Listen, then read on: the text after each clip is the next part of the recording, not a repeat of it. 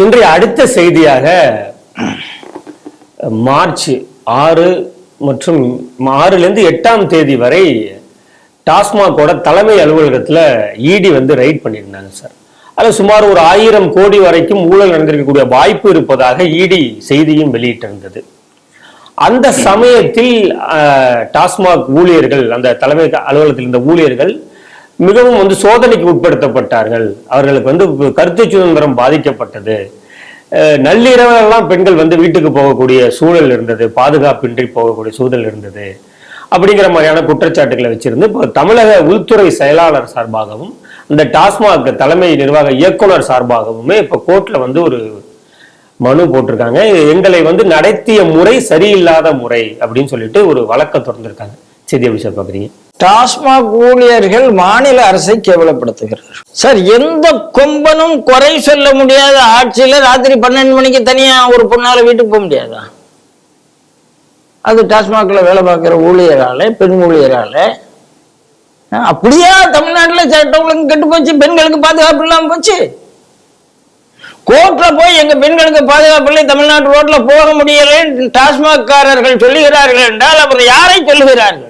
இதை நான் சொன்னா என்ன இந்த அரசாங்கம் அரெஸ்ட் பண்ணும். ஆனா டாஸ்மாக் ஊழியர் மட்டும் நீயே போய் என்ன சொல்லுன்னு சொல்லிவிட்டு இருக்கு.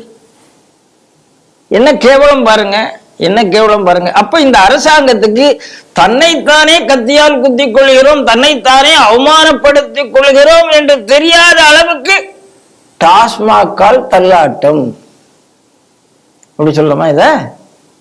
சரி, இப்ப அடுத்தது டாஸ்மாக் ஊழியர்கள் என்ன இவங்களை நியாயம் இல்லாமல் நடத்தி விட்டார்களாம்.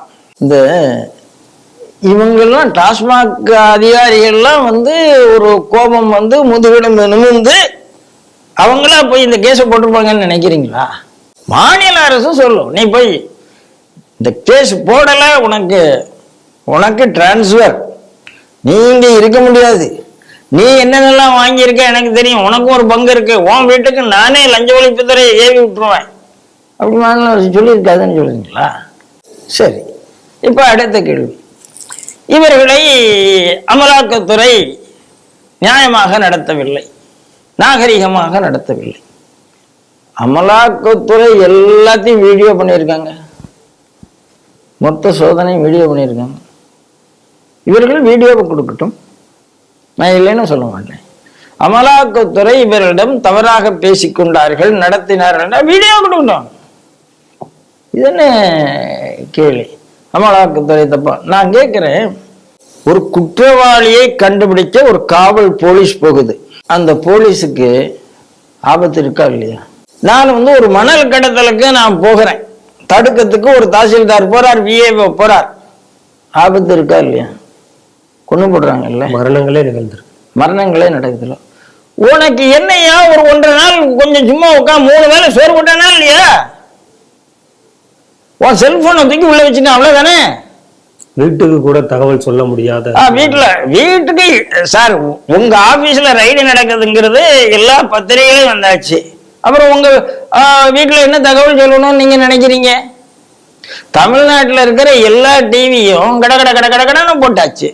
அப்புறம் இவர் எங்க வீட்டுல என்ன வீட்டுல அந்த நேரத்துல இவர் எங்கேயாவது வீட்டுக்கு தெரியாம வெளியில போயிருந்து வீட்டுக்கு போயிருந்தாதான் பிரச்சனை. வீட்டுல சொல்லுவாங்க, என்னடா இன்னும் உன்னை ஆபீஸ்ல உள்ள தூக்கி உள்ள வச்சு பூட்டி இருப்பாங்க நினைச்சா எப்படி இங்க அப்படி ஆபீஸ் போலையா அப்படின்னு கேட்டிருப்பாங்க.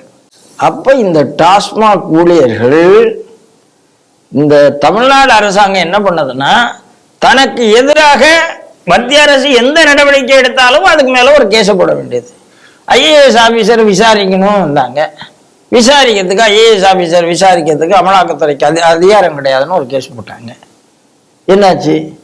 செந்தில் பாலாஜி அரெஸ்ட் பண்ண உடனே விட்டேனா பார் அப்படி இப்படி கையை காமிச்சு இரும்புக்காரன் பேசித்து, அதே இரும்புக்காரன் தான் பேசித்து ஒன்றிய அரசு சொல்லுவேன் சொல்லிக் கொண்டே இருப்பேன். நேற்று 3 தடவை மத்திய அரசு தான் பேசித்து.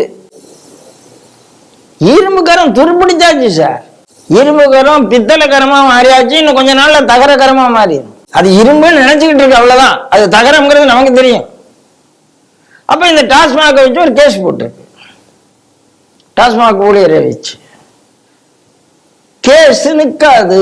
ஏன் நிற்காது? அழகா விசாரிப்பாங்க. உனக்கு என்ன கிடையாது? இப்போ ஒன்றும் இல்லை சார். ஆமாம் சார், நாங்க நாகரிகமா நடத்தினதா நினைக்கிறோம், அவங்க இல்லைன்னு நினைக்கிறாங்க.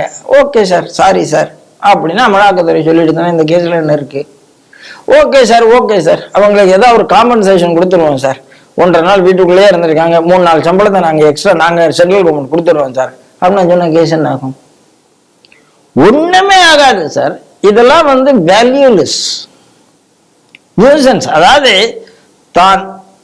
தன்னைத்தானே தன் தலையில தான் எப்படி மண்ணை போட்டுக் கொள்வது என்பதை மீண்டும் மீண்டும் இந்த திராவிட மாடல் அரசு நிரூபித்துக் கொண்டிருக்கிறது. அவங்களுக்கு உரிமை கிடையாது. அவங்களுக்கு இல்லாத சார், இன்னைக்கு அமலாக்கத்துறைக்கு உங்களை கைது செய்ய உரிமை இருக்குன்னு சொல்லியாச்சு, சோதனை பண்ண உரிமை இருக்குன்னு சொல்லியாச்சு.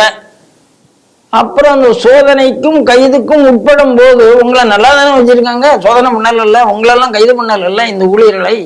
இந்த ஊழியர்கள் வீடுகள் எல்லாம் சோதனை பண்ணல. அப்படி இருந்தா இவங்க என்ன பண்ணிருப்பாங்க? இவங்க மானம் போயிட்டுப்பாங்களா? அதனால அதாவது அரசாங்க ஊழியர்களை திராவிட மாடல் கொத்த அடிமைகளாக நடத்துகிறது என்பதற்கு இது ஒரு உதாரணம். அவங்களாம் தானா கேஸ் போட்டுக்க மாட்டாங்க. கேஸ் போட்டிருக்காங்க, அவங்களுக்கும் இப்ப பக்குன்னு இருக்கும்.